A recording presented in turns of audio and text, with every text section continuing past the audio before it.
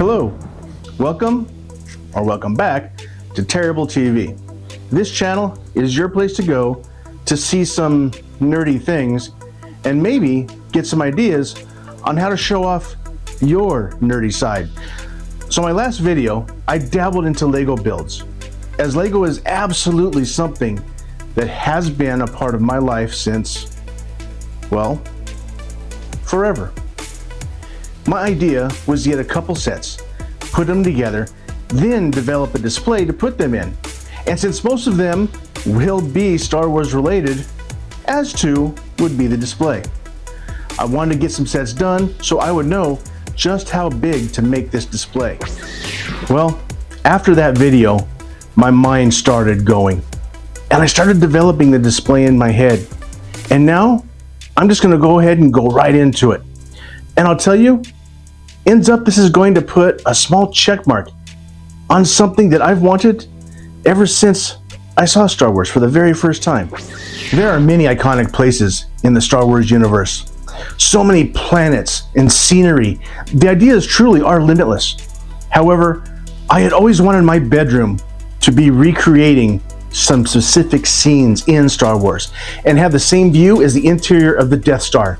The scenes of the Death Star specifically, when our heroes breaking out and seeing these amazing yet simple hallways, always caught my eye and my imagination. I may not be decorating a whole room like I had once wished, but hopefully this will check off one of my childhood bucket list items. And why shouldn't it? Many things can be built on hope. Hope. So I hope you follow along.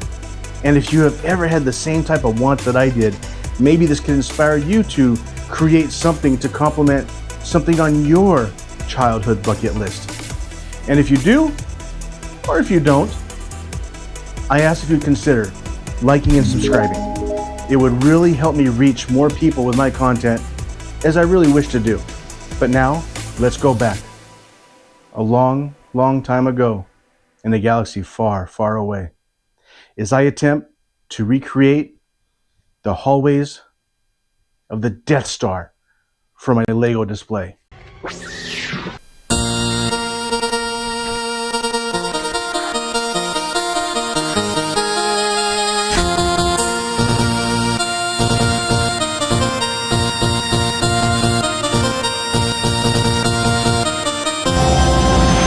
The shelf itself is going to be pretty simple. Pretty much just a rectangle. Except when you look down the length of it, the corner is going to protrude out a little bit to best maximize the space of the corner in which it's going to be fitting into. My thought on my initial design is I'm building this as both Star Wars and Lego together. So I want to integrate Lego pieces wherever I can possible. I can imagine at some point in doing so, I'm going to use some illegal Lego connections or placements, especially when I get to the angle, as it's not a true 45 degree. But since this isn't a complete Lego mock from the ground up, I hope the Lego community can let it slide. I want each of the shelves to be completely topped in Lego tiles. Now, depending on what scene you might watch, the hallways could be black, dark gray, light gray, anywhere in between. And the flooring can have some different design elements based on what scene you're watching. Given what I want to do, for some simplicity, I'm just going to go with some 6x6 and 2x6 tiles in a dark stone gray. And I'll get some color match paint so that the background can match exactly to these tile colors. Now, I've decided to use normal closet shelving so I can adjust it to however I might need to based on whatever set I might build. But I don't want that to be visible. So I need to make it accessible so that I could change it, but still hidden. So I'll be covering up the upright tracks with 8x16 black plates. I need to do black plates as I'll use it to artistically break up the color on the back a little bit while still hoping to have the desired effect I want. I also want to go ahead and put black plating on the outside of the shelves to kind of bring together the black plates that I'll be using in the back. And also I want to make sure that I have studs lining the front of the shelf. This way I can utilize this for any minifigures that I might want to display, whether they be random figures or in front of the kit in which they came from. Next, I need to do the iconic vertical oval cutout lighting, which is arguably going to be the most distinctive part of this display. There's many ways I could do this, but alas, I found some composite decorative screen on Wayfair. I'll take these and I'll light it from the back with a layer of mylar over the holes, and hopefully it looks close enough to the movie sets to my liking. Also, I want to make sure to decorate the back panel in a Death Star wall texture. It's a big part of what completes the look. Well, I have a basic idea of what I want to do, so I might as well just get started. I got me some Lego to build, and they ain't gonna build themselves, and they need a home to rest. So, let's get going.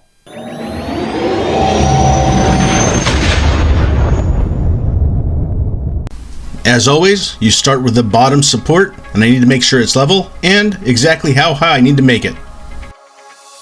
And of course, how long as well.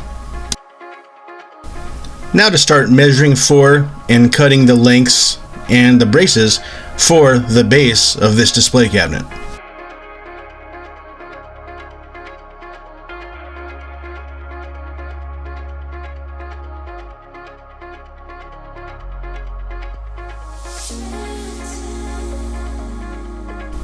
And in this, you have to make very sure that they're all the exact same size, otherwise it just ain't gonna work.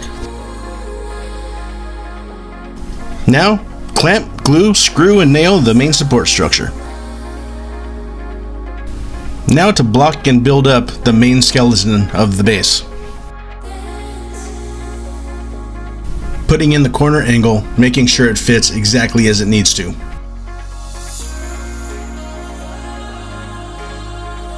And gluing and screwing a little bit more support.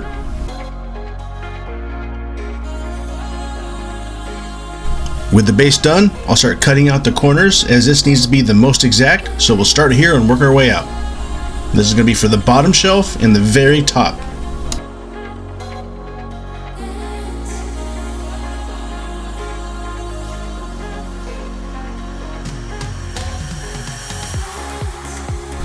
Marking off both corner pieces in one sheet of wood and cutting them out as I would puzzle pieces. Now to trim down and square up.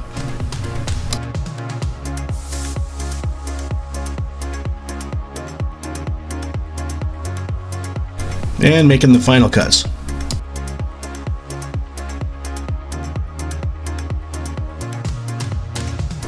And last, to cut the angles.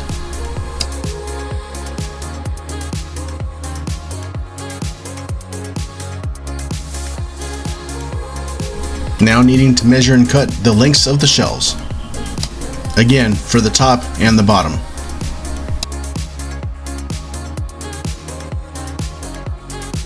Now drilling holes so that I can place some dowels in between just to add support along with the glue.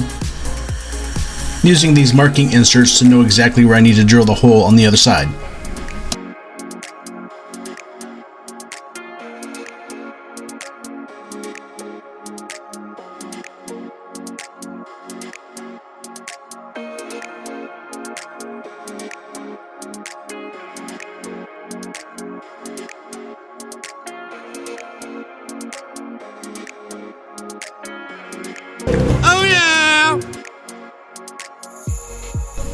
Now to attach it all together, create the complete perimeter.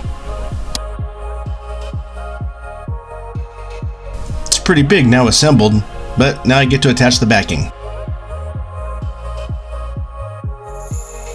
After seeing that everything fits pretty good, time to start measuring out to attach the uprights for the hanging brackets for the shelves. Again, making sure it's nice and level.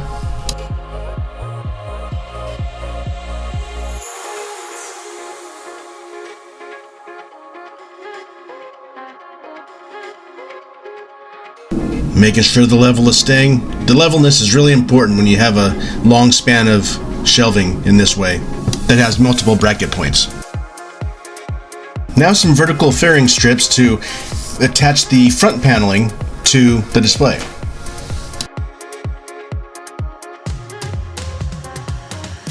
Final verification of what size I need to make those panels.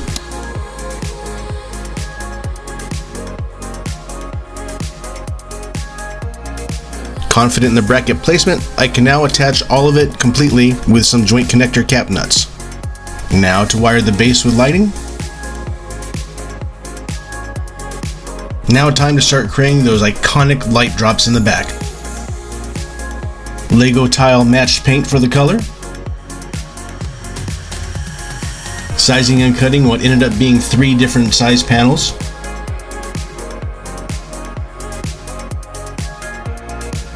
And getting the 2 middle-sized shelves cut down.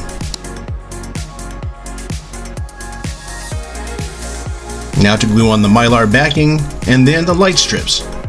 I'm opting to put a strip down each side right next to the opening, so each side will be able to have illumination from both sides to make it as bright as possible.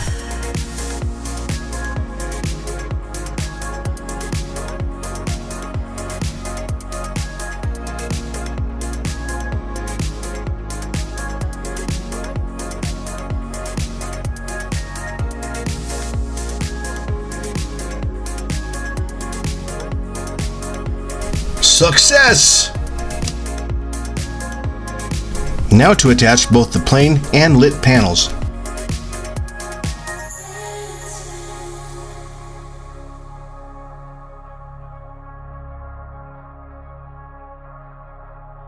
Now to create hopefully a Death Star looking panel that I can have the remote sensors for the lights visible so that I can utilize the remote controls for both light strips at the same time.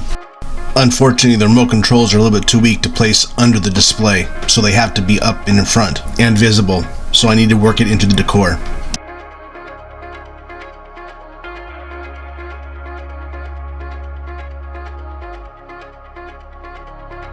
Oh, fun. Now I get to put more Lego elements onto the display.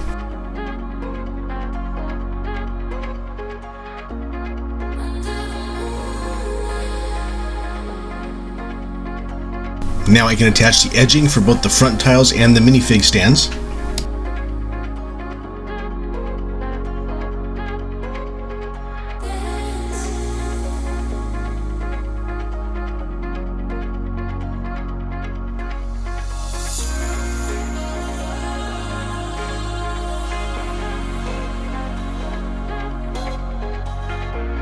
And then the flooring tiles.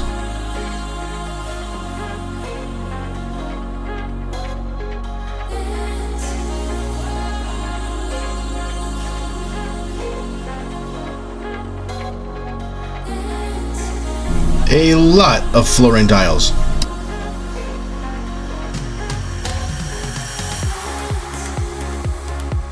And to repeat that whole process 3 more times.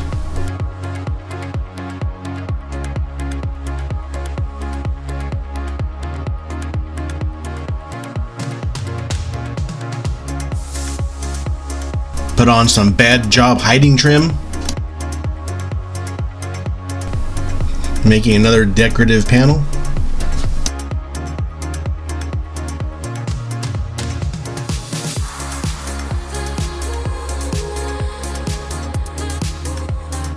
Wasn't a fan that in some views you could see the old brick, so I thought I'd use some base plates to cover it up.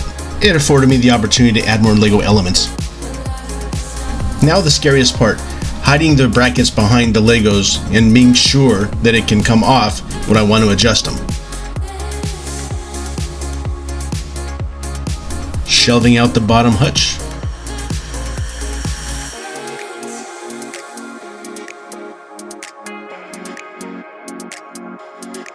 Color match paint to the base plates. And finish off with some trimmed pieces. Now to design and cut the back facade of the Death Star hallway.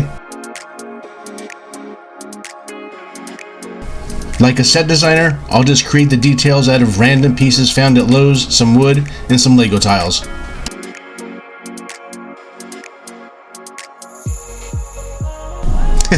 Cool. Finish off the last bit on the top shelf. And the last bit was to attach the Legos that were on back order for 30 days, and we are done.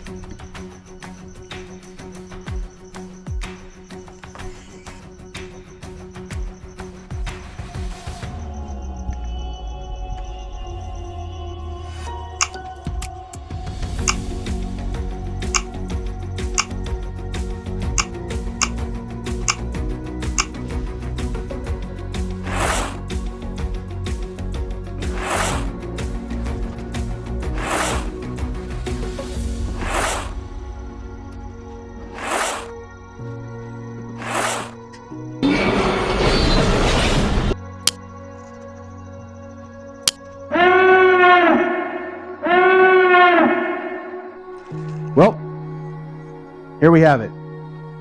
My version of the interior of a Death Star utilizes a Lego display. This is probably one of the closest times one of my ideas have come to fruition in a way that matches what was in my mind. So often I have to make changes and stuff doesn't work, and it's just a little bit different than what I had planned. This one's really close. I was able to use a lot of Legos. All of the shelves have Lego tiles. There's Lego tiling in the background. All of the overhang for aesthetics, really. All the studs I could use for minifigures for any multitudes of reasons that I have. I've got the little cubbies down in the bottom for the little diorama displays that they make. Alas though, something did happen. About halfway building this, it's going really good. I'm gonna be able to walk in and somewhat feel like the Death Star is right here. And something occurred to me. As much as this is what I had in my mind, this is the bad guy's place. This is Vader's place, Tarkin's place, the Emperor's place, the most evil characters ever put to screen. Where's the good guy representation? Where are the rebels? Well, sure, I can put their ships and the Legos here that belong to them here, but I need to have rebel representation. What kind of setting could I use to represent the rebels? The Death Star is easy when you think about the Empire. But what do you think about with the rebels? I mean, they're fighting on all fronts, trying to make a difference in the galaxy. What one area or what one thing could I use as a display that would really characterize them? Turns out, first 5 minutes of the first movie is where my answer lies. The Tantive 4. Right away, first time we get to see R2-D2, C-3PO, Stormtroopers, and Darth Vader is when they are in this ship.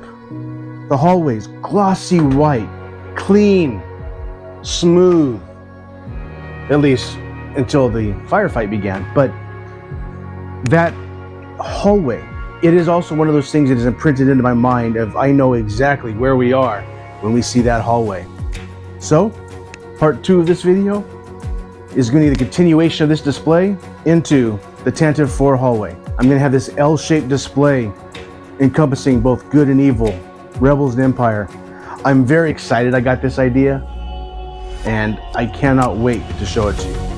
And once I get that display done, I'll be able to get back to building sets and starting to fill this thing up, ship by ship. I'm pretty sure I have a couple that I've got a backlog on that I could probably find to start doing exactly that.